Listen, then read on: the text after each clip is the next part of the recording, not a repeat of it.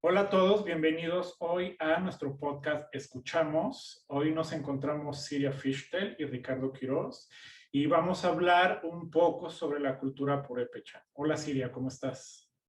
Hola Ricardo, yo soy Siria Fischtel, una mexicana que vive en Berlín, antropóloga, periodista cultural, y es un gusto para mí empezar este proyecto contigo y con la gente que nos va a escuchar. Claro, porque vamos a estar hablando mucho sobre costumbres mexicanas, platillos, vamos a estar hablando también de lugares donde pueden ir los extranjeros a conocer. En sí, todo lo bonito de México va a estar aquí. Sí, Y pues comencemos. ¿Cómo hay que decir primeramente, pues hablar como que vamos a hablar de los purépechas? ¿Quiénes son los purépechas? sí, más o menos explicando la idea del podcast, en cada episodio vamos a hablar sobre algún tema relacionado con alguna costumbre, una tradición o un platillo y de México y pues lo podemos relacionar con algunas otras culturas del mundo. Hoy el número uno. Vamos a hablar de los purépechas, el capítulo o episodio número uno, y ellos son uno de los 68 grupos indígenas o originarios que viven en México. Fíjate que estuve checando que es una comunidad bastante grande porque bueno, no cerca, son 200,000 habitantes. Entonces, Sí, de hecho, el 15% de la población en México o son grupos indígenas, o sea, en México viven aproximadamente 126 millones de personas y los purépechas son 200,000. Ellos se ubican en el estado de Michoacán, que es la parte del centro del país, y están divididos en tres áreas, podría decirse, que es la zona lacustre y la meseta en sí, la sierra, ¿no? sí, de hecho te faltaría una, ¿no? Son cuatro, pero regularmente son tres porque la cuarta o sea, ya estaba contemplada antes, ahorita ya no está tanto, solamente se personifica en la bandera, pero en sí en realidad son tres, que justo es la región de la Ciénega de Zacapu, que en purépecha es Huatarisi, la región lacustre, que es Japúndaro, que aquí fue donde fue el centro del antiguo imperio. Y se hizo en el lago porque creían los purépechas que era la puerta del cielo, donde bajaban y subían los dioses. Qué interesante. Y la tercera, la cuarta, perdón, es Jurio, que es el lugar de tierra caliente. La otra que se me había ido es Eraxamán, la región de la Cañada de los 11 Pueblos, que cuando vas tú por la carretera La Libre de Morelia a Guadalajara o por ejemplo a Zamora, hablando del mismo estado, tienes que pasar por los 11 pueblos. Muy bien. Y de hecho me contabas que en su recorrido vas viendo uno por uno, ¿no? Sí, sí, y está súper interesante porque cada uno tiene a la orilla de la calle las artesanías que va vendiendo y uno tiene diferentes. Es una, es como un festival visual en cada uno porque o sea, te van mostrando tanto su comida, ¿cómo se llama? Las artesanías. Pero fíjate que ahora que estabas mencionando lo de la cantidad de habitantes, es curioso que son 200,000. O sea, 200,000, por ejemplo, en Francia es la totalidad de la población de Burdeos. O sea que es bastante grande. O sea, es un pueblo en Francia, un pueblo en Estados Unidos, que es Boulder, y también Italia, Bolzano. Pues sí, también puedo decir que es la población de Camboya. Pero algo que destacar es que no, los 200,000 no están ahí, sino están también en Estados Unidos, hay pequeñas comunidades en otras partes del mundo, no solo ahí en la región, aunque es de donde son, em, de donde vienen o en donde vive la mayoría de las personas. Y su lengua, ellos hablan español, pero también hablan purépecha y está dividida su idioma en dos dialectos, que sería el dialecto de la meseta o la zona lacustre. Dialectos es una forma distinta del lenguaje o del idioma, pero a la vez están en resonancia con lo que es la misma lengua. Es curioso porque justo yo estoy estudiando Purépecha y cada localidad, cada pueblo tiene una forma diferente de hablar. O sea, que es justo lo que me han dicho los maestros. O sea, cada lugar tiene, pues, o sea, sus acentos. Entonces, es lo que a veces me dicen, pues, para nosotros estamos enseñando una forma, pero si vas a ese lugar, puede que sea diferente o sea, como lo tengas que pronunciar. Entonces, sí, eso es como bastante curioso. Y igual, algo que yo no sabía y que ahora en la investigación es que eh, el término tarascos fue puesto por los conquistadores. O sea, en realidad el término real son purépechas. Porque yo antes de preguntarme en esto, era tarascos. O sea, purépechas era como, bueno, es que, o sea, no estoy tan acercado a los purépechas, pero sí a los tarascos. Y en realidad, pues es lo mismo, pero solamente fue como la denominación que le dieron los externos. Yo había escuchado una anécdota curiosa sobre tarascos que viene justamente de las mismas personas purépechas que les decían a la gente de afuera tatsiki, y entonces los españoles escuchaban tatsiki, tatsiki, y entonces para ellos sonaba como tarasco, y de ahí que les nombraran tarasco, pero en purépecha quiere decir cuñado. Entonces era así como que adiós cuñado, hola cuñado, y lo utilizaban, o sea, fue como una reinterpretación de lo que querían decir, pero sí, justamente es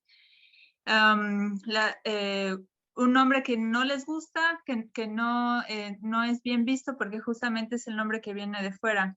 Es como, por ejemplo, los Wirrarrica, es el nombre de los huicholes, y entonces ellos se autonombran Wirrarrica, y nosotros que no sabemos el idioma huichol, les decimos huicholes, ¿no? Pero es pues sí, simplemente el reconocimiento del otro y de cómo se nombran ellos mismos. Fíjate que hablando de la parte de la lengua, también estuve dentro de como de la investigación que estuvimos haciendo para justamente el podcast.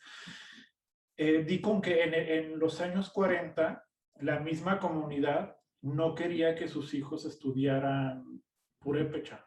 O sea, que aparte que había sido una lengua o sea, que querían ellos más bien o sea, que supieran el castellano, o sea, sin continuar con el legado. Y eso se me hizo súper interesante porque justo ahora ya es al revés. Me estabas contando tú la vez pasada que ya las escuelas los enseñan en ambas lenguas. Sí, hablar de la educación indígena es un tema muy complejo, ya que cada estado tiene políticas diferentes y no podemos hablar de lo que pasó el año pasado.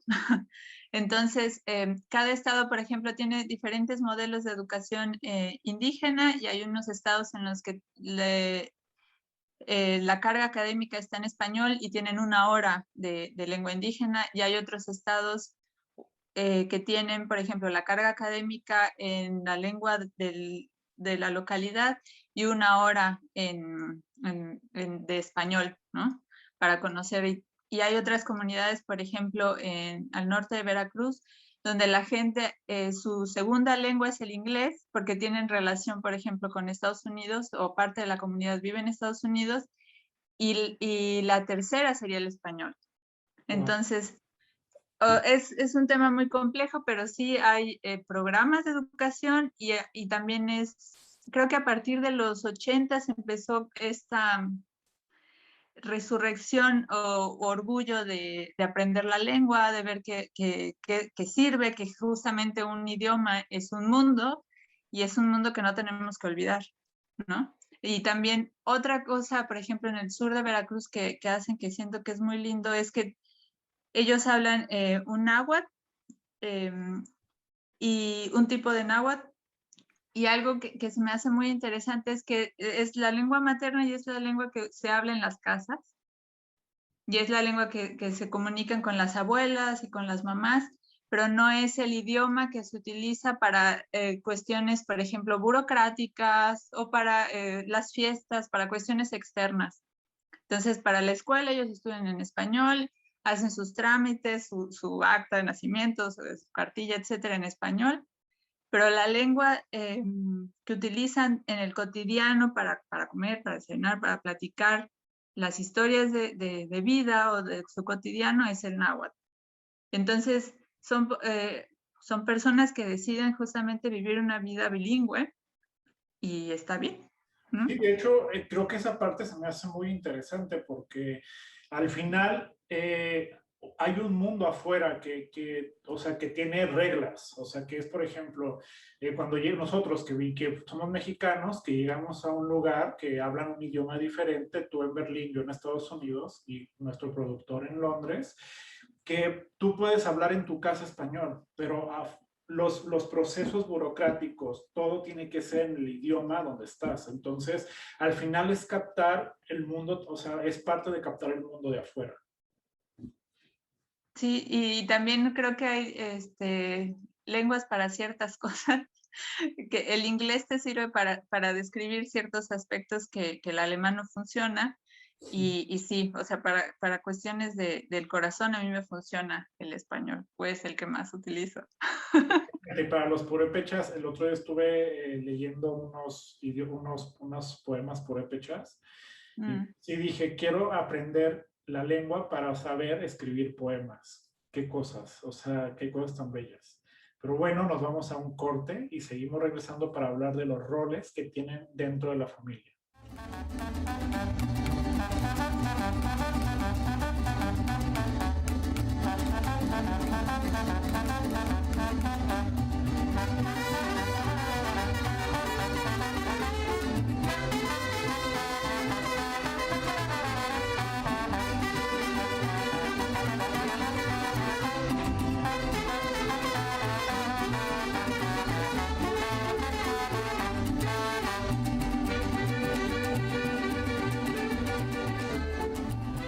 Bueno, y regresamos para hablar ahora la parte de los roles de la familia. Pero fíjate, algo que me gustó mucho esta parte.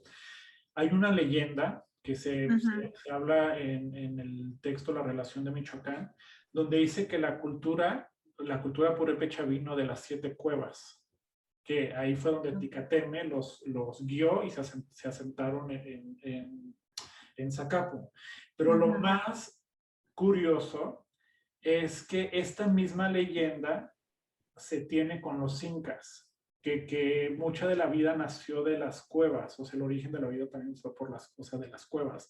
Qué interesante, ¿no? Que siendo cosas tan alejadas, tengan una misma cosmogonía.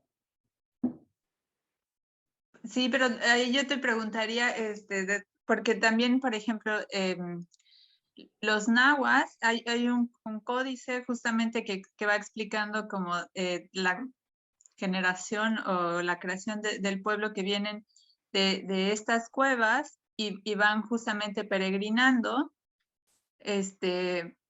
y en su peregrinación se van siendo los diferentes grupos, y es que llegan a la parte del centro, que es Tenochtitlán, donde está el águila de Guaranda Serpiente, en la penca, en un nopal, y de ahí fue que decidieron ahí fundar el origen de los mexicas, ¿no? Pero yo me preguntaría si de estas 7 cuevas, ellos fueron uno de los grupos peregrinos que forman parte de lo que es en general en México. No lo sé. Pero eso es un tema que sí tenemos como que dedicarle un episodio, fíjate. Sí, porque tú lo que mencionabas, por ejemplo, que viene de la relación de Michoacán, y ahí o sea, como antropóloga habría que poner en duda, porque la escribió un franciscano, Jerónimo de Alcalá, y mucho de la información que tenemos previa a la llegada de los españoles está justamente bajo la lupa de este grupo, o sea, de los grupos católicos, ¿no? Del grupo religioso, que no está mal, pero también hay que tomarlo en cuenta como qué curioso que haya muchas cosas parecidas, por ejemplo, también con la religión católica, porque el pueblo judío también viene con esta peregrinación, nace de esta peregrinación y también son 7, el 7, pues, 7 días de la semana, o sea, es cabalístico. Entonces, pues la teoría antropológica, o yo lo pondría en duda, es tú qué, o sea, ¿qué podemos pensar? Claro. O sea, sí es cierto que haya todas estas analogías entre diferentes culturas del mundo, o es cierto de que todos estamos haciendo esta lectura católica occidental y a partir de ahí describimos otras culturas, por ejemplo, los purépechas. O sea, no lo sé, pero lo pongo así sobre la mesa. Wow, no, de hecho, o sea, ahorita o sea, no había, no había como hecho esa similitud, que es muy cierto lo del número 7, con, pues obviamente con el Génesis, con el Génesis de la Biblia. O sea, claro, claro, o sea, me hace mucho match y sí, creo que nos han enseñado a ver el origen de la vida desde una creencia y no desde las diferentes, pues sí, o sea, como de los diferentes orígenes de las otras culturas que han existido, pero me encanta. Creo que sí tenemos que dedicarle a esto un episodio más, pero hablemos un poco de los Del roles. futuro. Ajá, Sí. ya en próximo. Papá, mamá e hijos, ¿o cuáles son los roles? Exacto, sí, papá, mamá, hijos, o sea, a, a, lo que creo que a veces, por ejemplo, se malentiende es que la parte como de que no me gustaría, o sea, no me gustaría entrar tanto detalle en eso, pero la parte del machismo, que la gente dice, oye, es que son sociedades machistas. Y aquí algo que se me hizo súper, súper bello fue que la mujer, o sea, los roles están muy definidos. El hombre provee, la mujer cuida la casa, cuida a la familia, pero ellos lo ven desde una parte que se me hizo muy interesante porque la mujer está asociada con el agua. Entonces, al estar asociada con el agua, ellas son las que llevan la fertilidad, la abundancia, las casas, que eso se me hace mucho más, en un rango más importante que en realidad lo que hace el hombre, porque el hombre al final lleva lo material y ella se encarga como de mantener toda la espiritualidad y toda esa parte. ¿Tú cómo lo ves? Es complejo. Yo lo que, o sea, sí es cierto en cuanto a su significado y sus costumbres, funcionan bajo otro ritmo. Yo lo pondría así.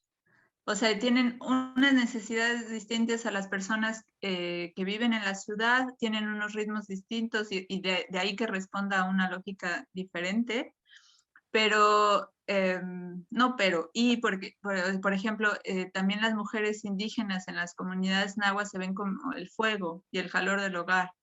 Y entonces por eso ellas tienen que, o están encargadas del fuego en cuanto el fogón, ¿no? O sea, solo ellas pueden preparar la comida, etcétera, porque tienen esta relación.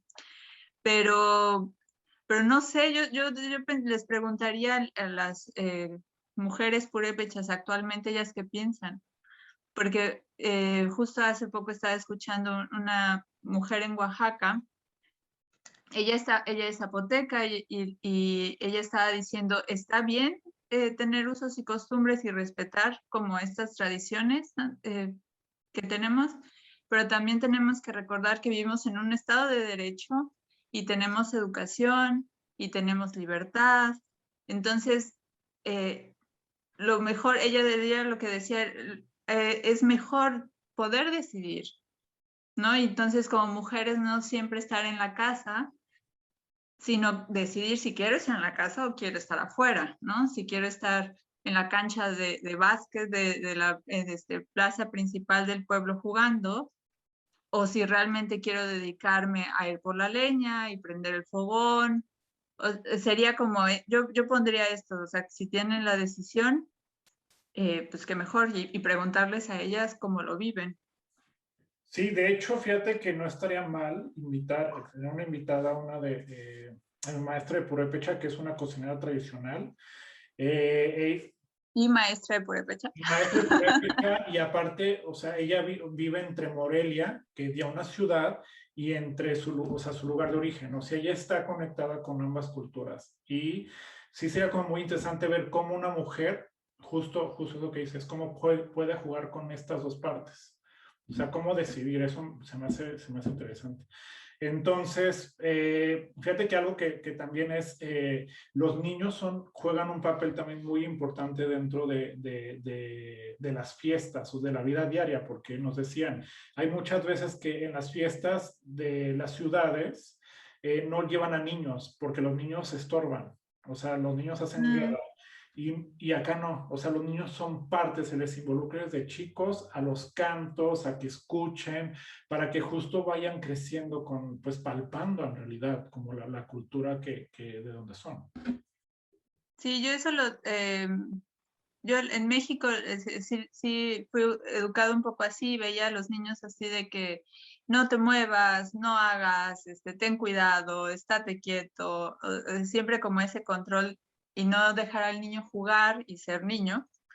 Y hay comunidades indígenas y no indígenas o más rurales donde sí pueden jugar en el campo y ensuciarse y salir y experimentar y ser niños simplemente. Y eso yo lo vi para mí fue parte del shock cultural al llegar a Berlín y ver que los niños son niños y los niños se ensucian y tienen un lugar especial en el transporte público y tienen un lugar especial, por ejemplo, en los parques. Y yo lo veía y, pero es que se va a caer, pero es que le va a pasar, pero que dónde están los papás, ¿no?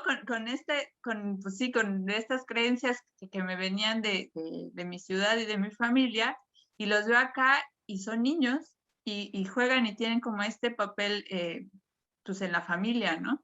En su comunidad y les permiten experimentar y ser niños. Y algo que me gusta a mí mucho de las comunidades indígenas es eso que, o sea, tienen su lugar y los permiten jugar, o sea, les permiten jugar. Y algo importante también que yo veo, que tienen obligaciones.